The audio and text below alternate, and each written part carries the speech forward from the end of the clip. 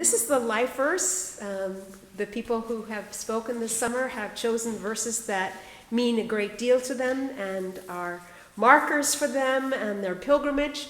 And the passage that Karen chose is from the book of Jeremiah, chapter 29, verse 11. For surely I know the plans I have for you, says the Lord.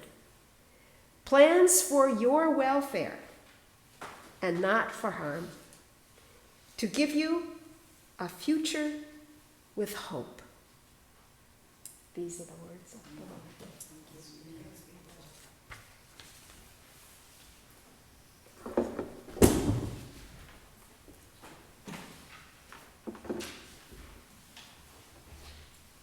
But what if he doesn't? He always does. But what if he doesn't? He always does. This was a debate that took place in my home office in June of last year. She was a young girl, a friend of my stepson, who was not a believer. She knew my husband had been given a death sentence, incurable lung, liver, and brain cancer, and she knew we had to sell our house or go into foreclosure. She knew that I hadn't found another place to live, and she said, "Aren't you scared?" No, God's taking care of me. That seemed to make her even more agitated. I always hear people say, God will provide, God will provide, God will provide, but he hasn't provided for me. She went on to give me an example of a time when she and her handicapped son were in trouble. Her voice rose in pitch and intensity as she concluded, God was not there for us. He did not provide for us. Did you ask him? Well, that stopped her. She explained that she'd been raised without a religion and that her mother had become a Buddhist when she was a teenager. She had never prayed and didn't know how to pray. So I asked if I could pray for her and show her how easy it was, and she refused. In my experience, that's very rare. Mostly people love it when you pray for them, or at least it doesn't really matter what they believe, but they say, oh, thank you. The promise that comes to mind when I think about this girl who so desperately needed help is Matthew 6:33. Seek ye first the kingdom of heaven and his righteousness, and then all these things will be added onto you. I wasn't always so confident in my faith. And there were many years when, just like that young girl, I did not acknowledge God, and I wasn't aware of his promises, and I had no clue how to pray, and Jan knows that. In all honesty, he was taking care of me at a time when I didn't even ask for help, and even when I was completely ignoring him. Well, coming from North Dakota and having no special giftedness except for a musical ear, I consider myself a nobody from nowhere, and I had no expectations that God was going to do anything wonderful in my life, and I was very shy.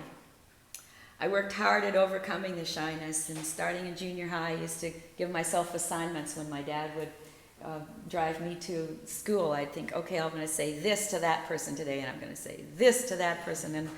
And most of the time, my words came out completely backwards, but I made progress by practicing. Well, things rarely turn out like we think they should. God didn't give me a big opera-type voice, which I thought was his big mistake. My voice was small and breathy, and so the only adult role I could imagine myself in, which was an opera singer, was not a possibility. Upon graduating from high school, I could see no future. I had no interests, no goals, no plans, but God always has a plan for us, doesn't he? Jeremiah 29, which we read this morning already, Ruth did. For I know the plans I have for you, declares the Lord, plans to prosper you and not to harm you, plans to give you a hope and a future. I didn't know that. All I knew was that I didn't want to be bored. When I was 22 and out of college, my voice found its niche, though. I discovered jazz and big band styles, and that opened a whole new world for me. With that gift, the Lord blessed me with an amazing life of musical experiences on 4 continents. Not that I was acknowledging him. I wasn't. But I had what I wanted, a life that was never boring. Yay. Well, just because I had abandoned him didn't mean he had given up on me, though. I was soon to find out that when God wants to prepare us for doing his work on earth, he often takes us to the wilderness. So here's my wilderness experience. We had just bought a house, moved to another state, when my husband developed a severe back pain and couldn't work. At the same time, all my musical gigs had disappeared. I had no friends and nothing to do but to be miserable and to listen to my husband going, and I couldn't find work or any kind of joyful activity. Nothing was working out. Which reminds me of a movie. I don't know if you've heard of it. The Best Exotic Marigold Hotel. Have you heard of that? Oh, you have. Good. Well, the main character, as you know then, is a young Indian boy who is an incurable optimist. Somehow he acquires ownership of an old dilapidated tourist hotel, and he has great dreams for it.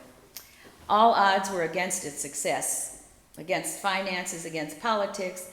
The guests thought it was the worst. Friends all pointed to the hopelessness of his situation.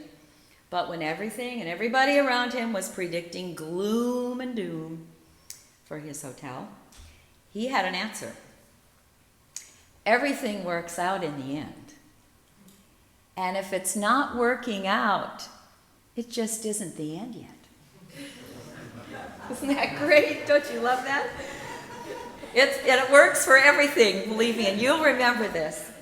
Well, things weren't working out for me, and in my desperate need to find friends and to connect with people, I chose to attend the only show in town, a church. Oh my goodness. A couple weeks later, still desperate to meet people, I joined a community Bible study. They were studying the Pentateuch, which, as you know, is the first 5 books of the Bible. I was quite bored at first, and my workbook still has written on one of the pages in huge letters, "Life in the Slow Lane." But as we read, I learned that Abraham, Moses, Isaac, and Jacob, and all the Israelites, as we know, spent time in the wilderness. That's when they received an infilling of a deeper faith. They received wisdom and direction for their future, the future plans that God had for them. Well, with no job and my future looking bleak, I began to identify with those Old Testament characters. I even dared to think that just maybe God was preparing me for something better than I had had. I signed up for more classes, took notes from sermons, made friends, and joined the music ministry. I came back to the truth, capital T, that there was a loving God who wanted to have a relationship with me and who had plans for my future if I would allow him to direct me. I came back to Jesus. One time when I asked the prayer team to pray over me, the 2 women and a man had some prophetic visions. They mentioned seeing books and pens and children. They said maybe I would teach. Well, I eventually did. And maybe I would be writing. I eventually did write a couple books. But the prediction that I was most intrigued by was when one of them said, "God is going to knock your socks off." And wow, I was thinking, ooh, I really hope so. Because I was pretty bored. One Sunday, a man from the choir approached me between services and said, "I have a strong message for you. You're supposed to make a Christian CD." I laughed and said, "Yeah, right, and who's going to pay for it?" Years earlier, I'd made a CD, and it was just too expensive and too time-consuming. It wasn't a CD. It was so long ago. It was an album, one of those LPs that people don't have anymore, but maybe we do because we saved them and didn't want to throw them out. But anyway, I said never again. Well, I could have easily ignored that man's statement, except that 20 minutes later, one of my best friends ran into me and said, "I have a strong message for you. You're supposed to make a Christian CD." And I said, "Well, have you been talking to Al Neller?" She said, "No, haven't." Well, the fact that neither one had spoken to each other, there was no ignoring the fact that it was a God request. But when I set about putting the music together, nothing worked. My piano player decided to quit music altogether. And I said, well, can't you just do one more project? You don't have to quit before my CD. And he said, no, I quit. I couldn't get permission to sing an African song that I wanted to include because I was going to use the CD for a fundraiser for an Ethiopian mission trip. Everything went wrong, so I just gave up, put the project on the shelf, and forgot about it. A year later, I decided I could no longer avoid doing what I was sure was God's will. Because God, so let's see, what am I doing here? Obedience, obedience is God's love language. Did you know that? You know that book that was written about the 5 love languages? Well, God's love language is obedience, I think. That's how he knows how much we love him. So I decided I had to obey that. By then, I'd taken some prayer classes and knew about the importance of prayer. So I gathered a prayer team to pray for the project, and then everything fell into place just beautifully. I would email my prayer team at night and say, okay, I need to choose a piano player for this project. And the next morning, before I opened my eyes, I would be thinking of Paul Brodnax. And I'm thinking, why am I thinking of Paul Brodnax? Oh, he's a piano player.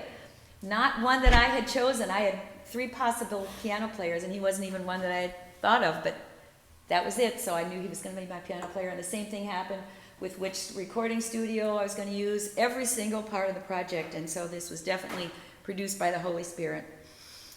The same thing that happened when the Lord asked me to write a book that would minister to the many jazz musicians I had worked with. And I had actually tried to write down as many names as I could remember of people I'd worked with, and I came up with over 400. And, but write a book? What? I knew I couldn't write a book. I had absolutely no time in my crowded schedule, and I'm not good at long-term projects, and I'm not necessarily organized either. So I argued with God, but he countered that he knew I could write a short story. Well, yes, and a collection of short stories makes a book, and I said, yes. So for a period of 2 years, on nights when I couldn't sleep, I'd get up out of bed and write, and before I knew it, the sun would be up, and the birds were singing, and miraculously, I was able to function nicely without a nap. So that's how the writing was accomplished, but when it came to publish, everything went wrong again. My cover designer was sequestered with jury duty. Another tech guy became ill. The manuscript literally disappeared from the computer of the woman who did the final editing just before she did the last chapter, and they got 3 tech people to come in to try to retrieve it, and it was irretrievable. So she had to do it all over again. And then, subsequently, this is so weird, it disappeared from 3 more computers. By now, I really had a strong faith, though. And I knew this was God's project, so it really didn't bother me, because he asked me to do it. He was going to make it happen. I just knew it, so I didn't worry about all these things. My prayer team continued to pray, and as a daily reminder to myself, I quoted Philippians 1:16. He who began a good work in you is able to complete it. And that's what I stood on, that promise. Well, while I was writing jazz stories, I took a class in Christian healing prayer at St. Mary's Church in Manchester, Mass. And that launched me into a boldness that I could never have imagined. A boldness and confidence to pray out loud for people. Since childhood, this had been my greatest fear that I had to overcome. I couldn't believe that I could ever pray in front of somebody. So the Lord was knocking my socks off again and again as I experienced many healings and many miracles through prayer. My work with women in prison brought pure joy as I partnered with them in their emotional and spiritual breakthroughs. These became the stories for the second half of my book, Prayer and all that jazz. In March of last year, my husband Mitch was told that he had 3 months to live. We didn't cry. We didn't sit around wringing our hands and wondering what we're going to do. He chose to stay at home to live each day to the fullest together with me. We agreed that he was in a win-win situation. Either he was going to get miraculously healed by God, and God would get the credit, or he would get to go home to his real home. During the 5.5 months that he lived, he heard an audible voice. Well, most of us don't hear that, do we? But he did. And the voice was saying, "Keep your eye on me." And we did. Later, he said it changed to "Trust me." And we did. Even though I had to sell our house and deal with a lot of difficult situations, we had total peace and joy and a surprise blessing every day, just like it says in Lamentations. The steadfast love of the Lord never ceases. His mercies never come to an end. They are new every morning. Great is your faithfulness. A missionary friend, much to my also, I just couldn't believe it. I didn't think this lady had 2 cents. She was a missionary friend that I met in Ethiopia. She was now living in Florida. Talked to her on the phone. She gave us $3,500 for roof shingles to start the house renovations because we didn't know where we were going to start. We had so many things on the house that had to be done. So that began our house renovation journey. Church friends, neighbors, musicians from the praise band showed up at our door with money or to offer their services. Some helped on the roof, some pruned trees, some painted the shutters, and some chose to hold our hands. A friend with a landscaping company mowed our lawn every week without saying a word to us. Our dentist gave Mitch free dental work. We had 5 months with no income, but we never missed paying a bill. We chose to live every day in the present, not worrying about the future. We chose to keep our eyes on Jesus. A month after his predicted expiration date, Mitch, now I've got to say that again. A month after his predicted expiration date, Mitch gave us an amazing testimony. He was interviewed by our pastor for it was a Christmas thing that they were planning, but he knew that our pastor knew he wasn't going to be living till Christmas, so he interviewed him in June, I believe it was, or July. And that interview is on YouTube, and 75,000 people have looked at it. You can look it up yourself. It's a wonderful interview. Mitch Brook, with no E on the end. Mitch Brook, YouTube. Friends and family said, "This is your next book." Well, if I do write it, it'll have to be called Running Barefoot, because God was knocking our socks off. Mitch and I both agreed it was the best year of our lives. And just as the Marigold Hotel kid said, everything works out in the end, on September 11th, Mitch received his new body totally healed. Now let me tell you what happened just a couple days ago. I read the most interesting and provocative book I've ever read, Love Does, by a lawyer named Bob Goff. He's an ambassador to Uganda and has done some amazing things. Thursday, I was reading this book at the beach, and I planned to finish it that night. And before I went to bed, I received a phone call from a friend who lives in Texas. She was very upset. She's been homeschooling her 3 children for 6 years and is now in the middle of a divorce. Her husband is telling lies about her, doing everything he can to make her look like an unfit mother. And next Friday, she has to go to court to get permission to continue to homeschool her eldest daughter, who was born with certain mental deficiencies. Her lawyer has warned her that she will be questioned by her husband's attorney and that she must stay calm no matter what they say about her. As I listened to her hysterical venting, I knew she was about as far from calm as she could be. And so I offered to pray. I prayed for her and for the kids and for her husband and for the impending court case. I prayed that she would be able to keep calm and focused while being questioned by her husband's lawyer. And of course, as always, I prayed that God's will would be done. A few minutes later, after I hung up, I went to bed to finish Love Does. I resumed reading in the middle of a chapter where I had left off. And in this chapter, Bob the lawyer was talking about depositions in court. Here's a quote, "When my clients have to be deposed, I tell them to sit in the chair and answer the questions, but do it with your hands palms up the whole time.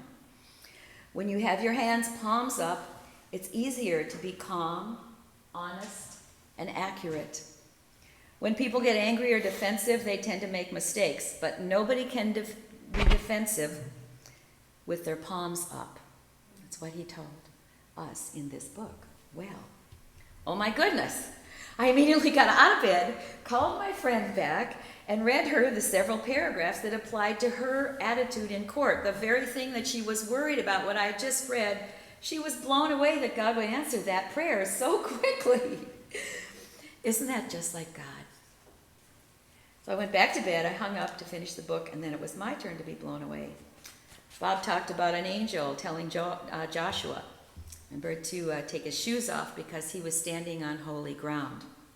And Bob says, so are we all standing on holy ground. He talks about picking battles that'll help orphans and widows and the disenfranchised. And when he finds a fight worth fighting, he says, I need to run barefoot toward it because it's holy ground. I want to be running because none of us has as much runway as we think we do. Love that. And I want it to be a fight because that's where we can make a difference. That's what love does. It's the name of his book. And I was thinking with a smile on my face, yup. And that's the name of my next book, Running Barefoot. Recently, tens of thousands of people were gathered in Brazil where Pope Francis asked young people to adopt 3 postures: hopefulness, joyfulness, and an openness to being surprised by God. Our God is full of surprises, just waiting for us. And when we show up in hopefulness, joyfulness, and in obedience to love on others, we can expect that he in turn will knock our socks off.